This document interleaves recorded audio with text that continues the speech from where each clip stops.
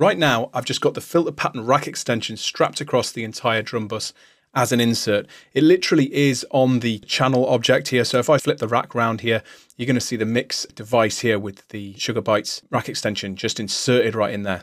And all of this that's going through that is going through the filter pattern. So this is our whole drum beat essentially, and it's all coming out of the Boom 808. Currently we're 100% dry, so you're not going to hear anything, and the effects unit is turned on. So just like the other Sugar Bytes rack extension we looked at, it doesn't really matter if it's switched on. As long as you're in this dry mode, you can see it says off. So you've got absolutely no effect taking place.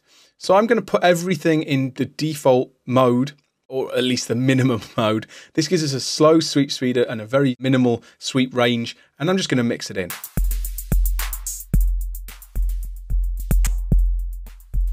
And here's some filtering taking place. Let's up the sweep range a little bit and the sweep speed.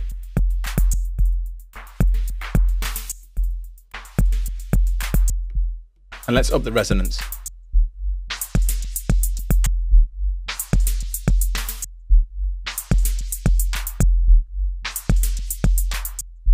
So if you're listening on headphones or larger speakers, you're going to hear that low end there.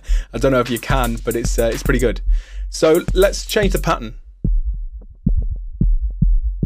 and lower the speed slightly.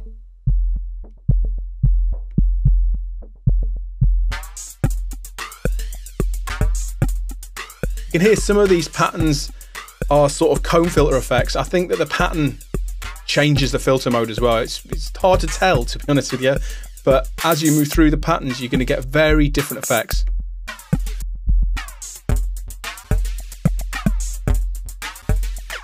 Some of them just work really well with the material you're on. So what I would say, it's a case of experimentation. Because none of these are labeled with preset names, it is just a case of going through them. I mean, there are 25 different patterns, and you can hear how different they are. Then, of course, we can vary the patterns.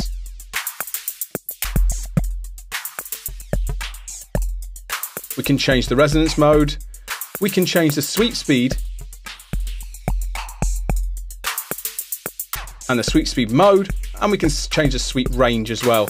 We can inverse the range.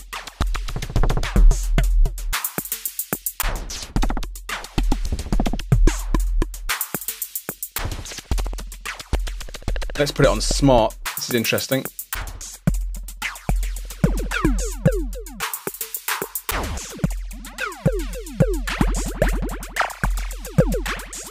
Now, you can seriously lose time here playing with this rack extension. It's great. I wouldn't say that it's an exact science working with filter pattern. I wouldn't say that it's very repeatable, the results you get, but it's a lot of fun.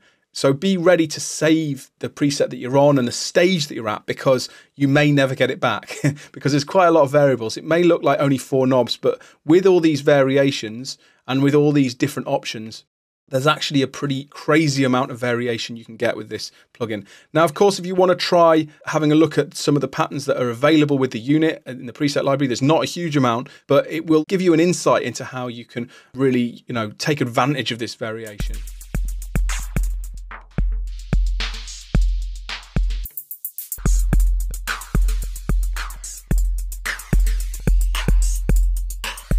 That's quite cool, a nice straight flanger there.